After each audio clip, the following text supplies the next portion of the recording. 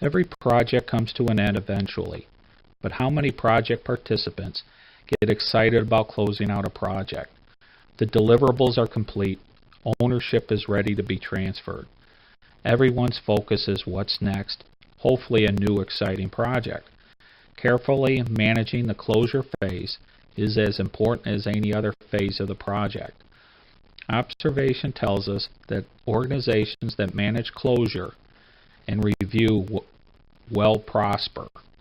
Those who do not tend to have projects that drag on forever and repeat the same mistakes over and over again.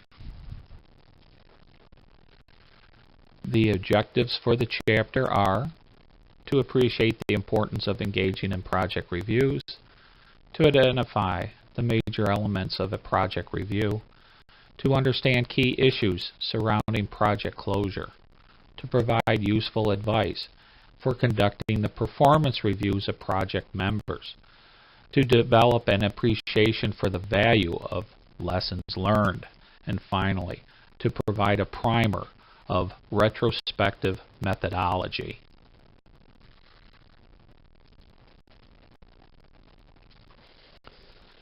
The three major deliverables for project closure are described in this figure.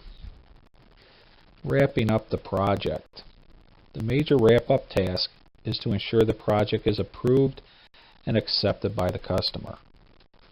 Other wrap-up activities include closing out accounts, paying bills, reassigning equipment and personnel, finding new opportunities for the project staff, closing facilities, and of course the final report. Checklists are used extensively to ensure tasks are not overlooked. In many organizations, closure tasks are largely done by the project office in coordination with the project manager. The final report writing is usually assigned to one project office staff member who assembles input from all the stakeholders.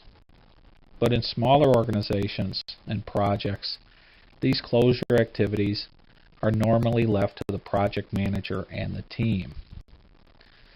Evaluation of performance and management of the project. Evaluation includes individual team members, and project manager performance. Vendors and the customer may provide external input. Evaluation of the major players provides important information for the future. With retrospectives, their lessons learned are designed to improve performance on current and future projects.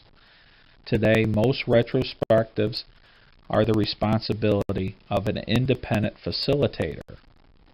The facilitator also provides major input to the closure report that will include the lessons learned. These post-project reviews should be held with the team to catch any missing issues or gaps.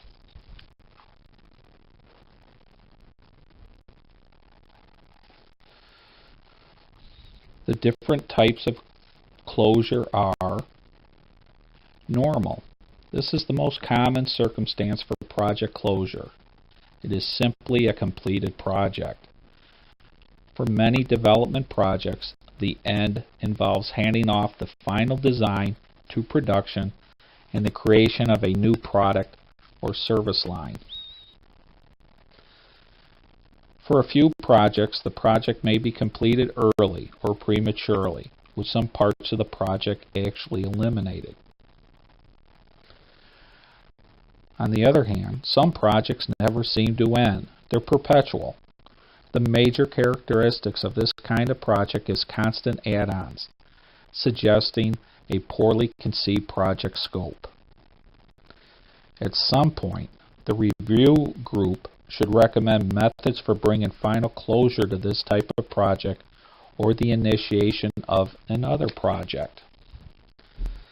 Failed projects are actually easy to identify and easy for a review group to close down. However, every effort should be made to communicate the technical or other reasons for termination of the project. In any event, project participants should not be left with an embarrassing stigma of working on a project that failed. Many projects will fail because of circumstances beyond the control of the project team. Organization priorities often change and the strategy shifts directions.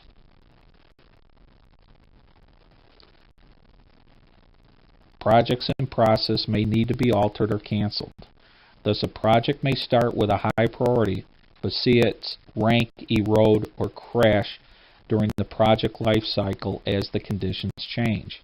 When priorities change, projects in process may need to be altered or canceled. In all cases, the closeout plan, there are a few questions that need to be asked. What tasks are required to close out the project? Who will be responsible for these particular tasks? When will closure begin and end? How will the project actually be delivered? Implementing the closure process includes several wrap-up activities. Many organizations develop lengthy lists for closing projects as they gain experience. These are very helpful and ensure nothing is overlooked. Implementing close down includes a number of major activities, to include getting delivery acceptance from the customer, shutting down resources and releasing them to new uses or new projects, reassigning project team members as they become available, closing out accounts and seeing that all the bills are paid, evaluating the project team members, and the project manager. And of course, what's not listed here is creating a final report.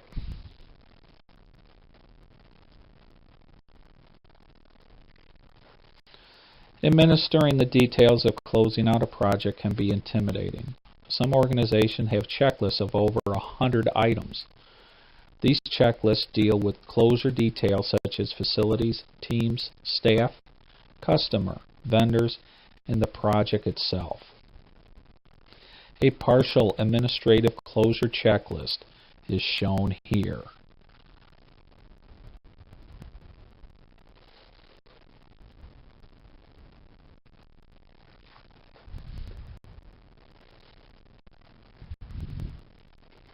The final report summarizes project performance and provides useful information for continuous improvement.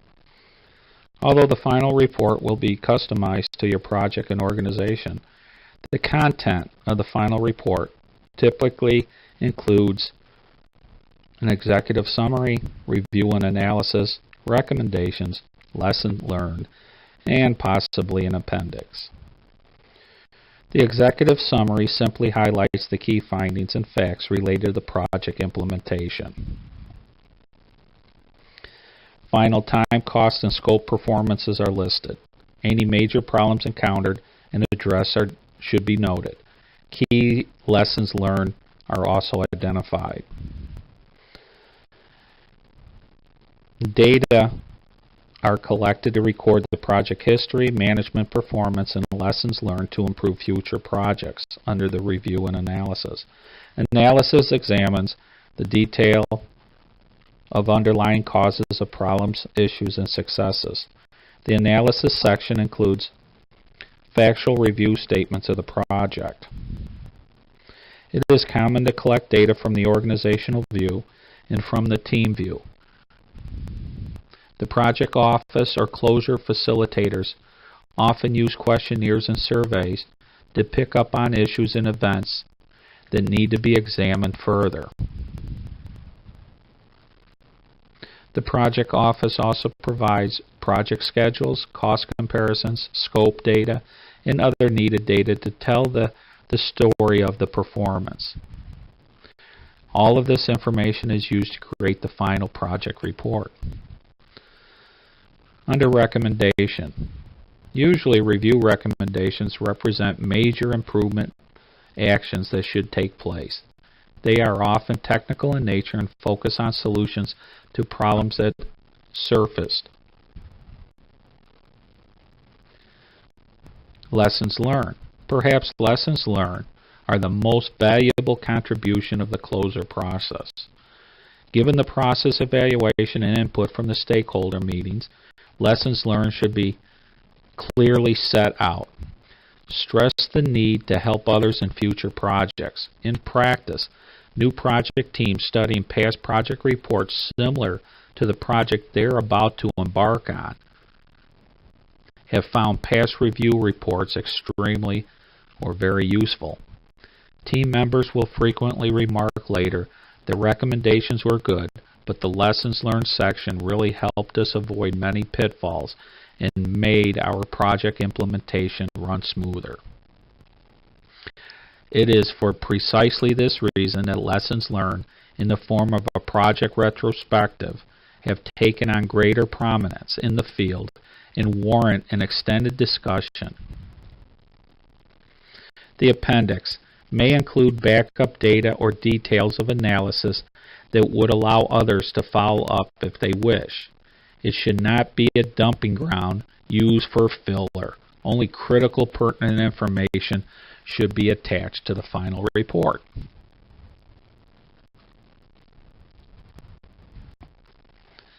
Evaluation of performance is essential to encourage changes in behavior and to support individual career development and continuous improvement through organizational learning. Evaluation implies measurement against specific criteria. The stage must be set before the commencement of the project to set expectations, standards, supportive organizational culture, and constraints. If they are not in place, the effectiveness of the evaluation process will suffer.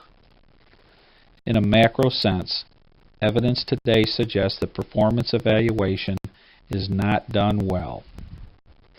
The major reasons cited by practitioners are twofold. The first is evaluations of individuals are still left to supervisor of the team's members' home department. Typical measures of team performance center on time, cost, and specifications.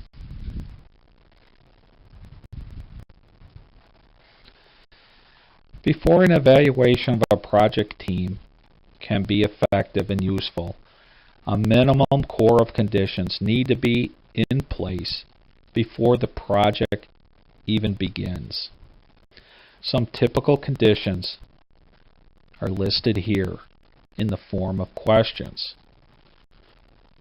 Do standards for measuring performance exist? You certainly can't manage what you can't measure. Are the goals clear for the team and the individuals? Are they challenging? Are they attainable? Do they lead to positive consequences? Are individuals and team responsibilities and performance standards known by all the team members? Are team rewards adequate? Do they send a clear signal that senior management believes that the synergy of the team is important for the success of the project? Is a clear career path for successful project managers in place? Is the team empowered to manage those short-term difficulties? Is there a relatively high level of trust from the organizational culture? Team evaluation should Team evaluation should go beyond time, cost, and specifications. Are there criteria beyond the constraint criteria? Creation of project deliverables would be a good place to start.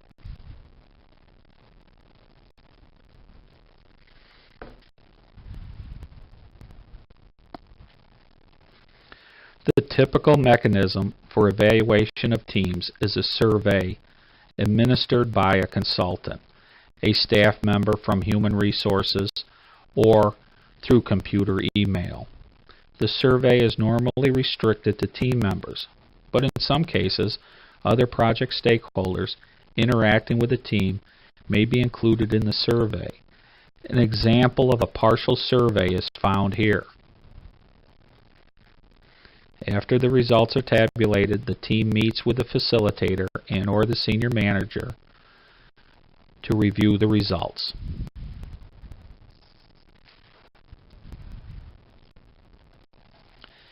Organizations vary in the extent to which their project managers are actively involved in the appraisal process of team members.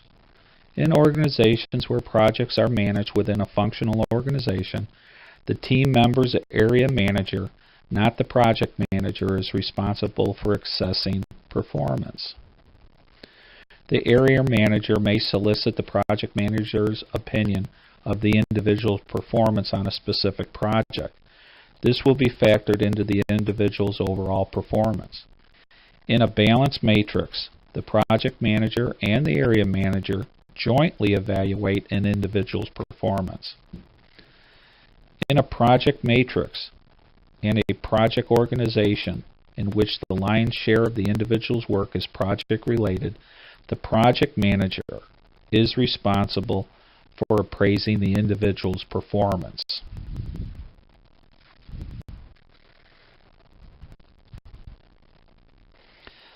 One process that appears to be gaining wider acceptance is the multi-rater appraisal, or known as the 360-degree feedback.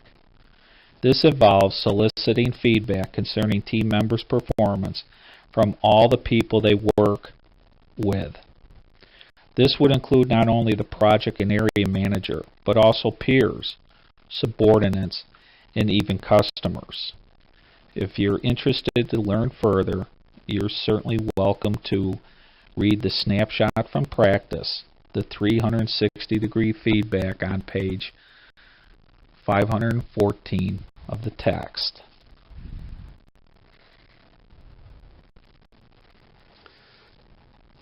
Regardless of method, the project manager needs to sit down with each team member to discuss his or her performance. Here are some general tips for conducting performance reviews.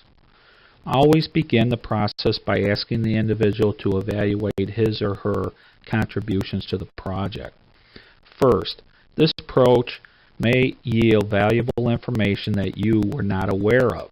Second, the approach may provide an early warning for situations in which there is a disparity in the assessment. Finally, this method reduces the judgmental nature of the discussion as a whole. Avoid, when possible, drawing comparisons with other team members. Rather, assess the individual in terms of established standards and expectations. Comparisons tend to undermine cohesion and divert attention away from what the individual needs to do to improve his or her performance. When you have to be critical, focus the criticism on specific examples of behavior rather than on the individual personality. Describe in specific terms how the behavior affected the project. Be consistent and fair in your treatment of all team members. Nothing breeds resentment more than if, through the grapevine, individuals feel they are being held to a different standard than others in the project team. Treat the review as only one point in an ongoing evergreen process. Use it to reach an agreement as to how the individual can improve his or her performance.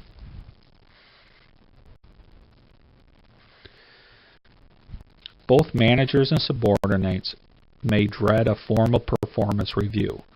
Neither feels comfortable with the evaluative nature of the discussion and the potential for misunderstanding and hurt feelings, of course.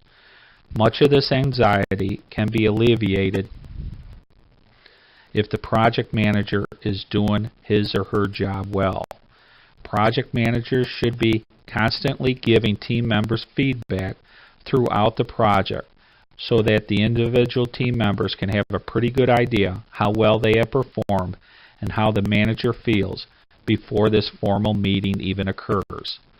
Post-project anxiety can be avoided if pre-project expectations are discussed before the project even begins. Lessons learned represent an analysis carried out during and shortly after the project life cycle. They attempt to capture positive and negative project learning. That is, what worked and what didn't. Lessons learned, postmortems, post-project reviews, or whatever name you choose to use, have long been part of project management. Although the past processes have been useful for closure and lessons learned, sadly, their real value has not yet been exploited. Large multinational companies with projects spread across the globe have been disappointed in their failure to effectively mine the lessons learned. Smaller organizations observe they too were not reaping the golden rewards of the lessons learned.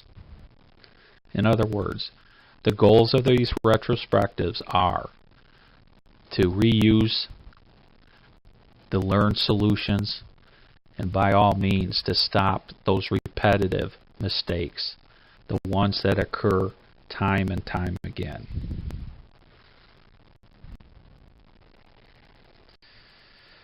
The processes for capturing lessons learned continue to evolve, but there are still many barriers to effectively mine the lessons learned that have been identified by practitioners. A few of those barriers are noted here. The most common reason given for not creating lessons learned is that lack of time. Most lessons learned are captured when the project is complete. Teams get little direction or support after lessons have been reported. Lessons learned often degenerate into blame sessions that become emotionally damaging. Lessons learned are not being used across different locations. Lessons learned while implementing the project are seldom used to improve the remaining work in the project.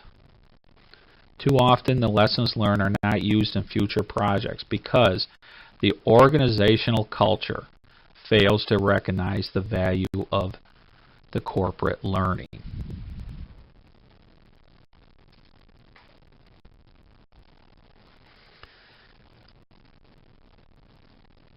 Retrospectives are championed by Norman Kurth in his text, Project Retrospectives.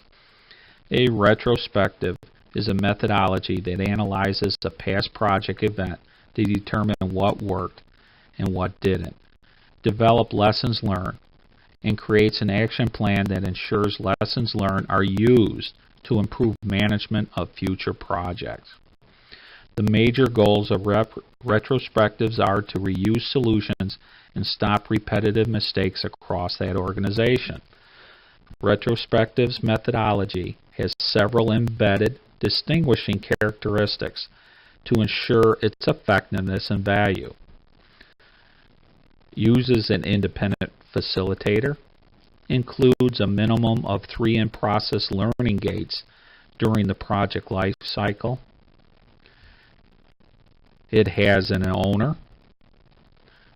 It develops a repository that is easy to access and use, and mandates a discipline that ensures retrospectives are actually used and implemented.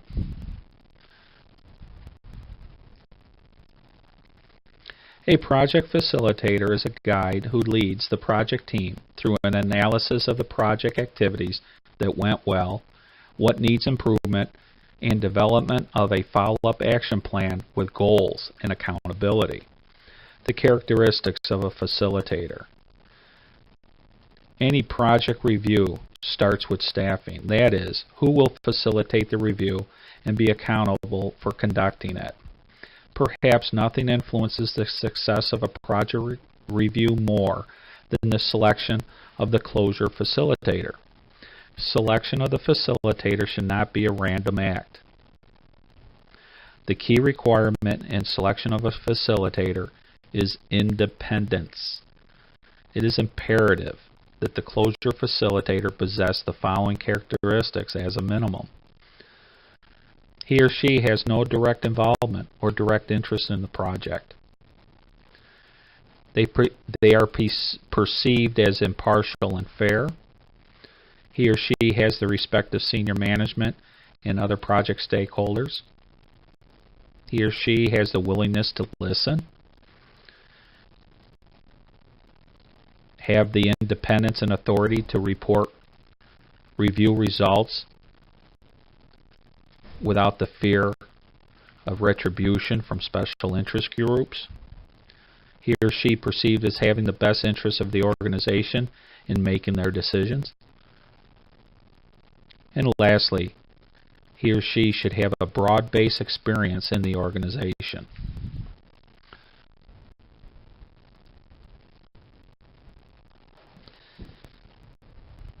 The review process depends primarily on organization size and project size.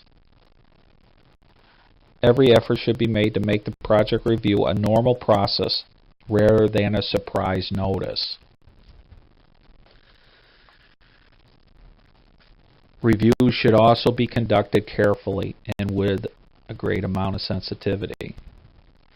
It is best for the review staff to be independent from the project. It is critical to have a separate repository or library where these reports and lessons learned are accessible and easy to retrieve. The reviews should support the organizational culture of project closures should be planned and orderly, obviously an ideal situation. Certain core conditions must be in place to support team and individual evaluations, as I mentioned earlier in a few slides. And finally, to conduct individual and team evaluations separate from pay and merit reviews is highly recommended.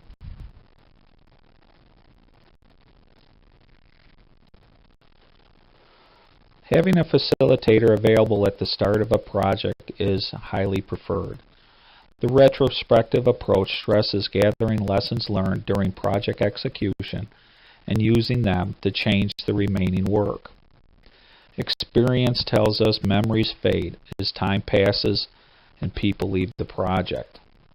If lessons learned are not captured early, they may be lost. Catching lessons midway in the project life cycle allows for changing the way the remaining work is performed. Most retrospective methods use a minimum of 3 gates during a project life cycle to collect lessons learned that can be used to self-correct the remainder of the project execution. This figure is an example of a flow chart of the collection of lessons learned.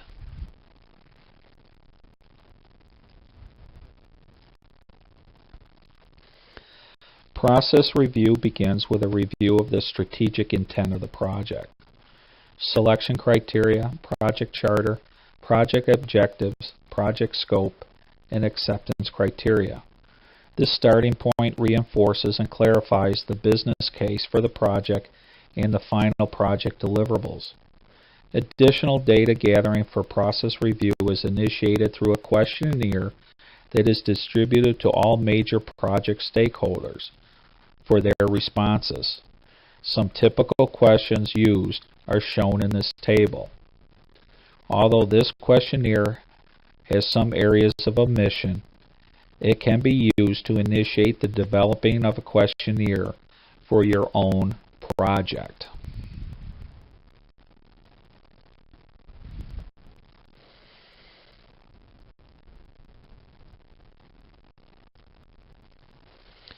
One of the themes of the authors is that project performance is strongly influenced by organizational culture. It is therefore important to assess what fundamental organizational culture properties affect project success and failure or become a hindrance to project teams. Again, survey questionnaires are easy, quick, and inexpensive to develop and collect. This table, Organizational Culture Review, shows a partial organizational survey that is found common in practice.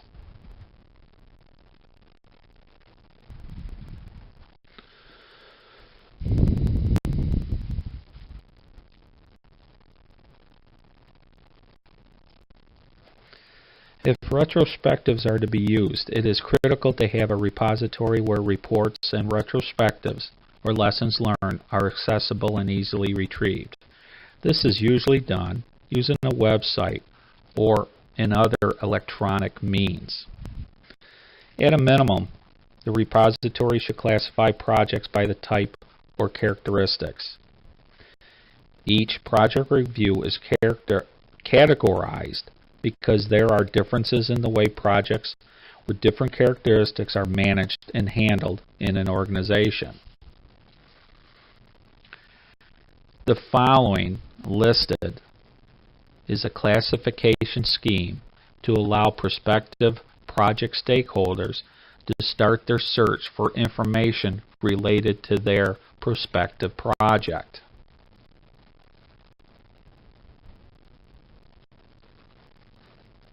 In some cases, other classifications relevant to the organization could be included to drill further in the search of projects that match the features of the prospective project.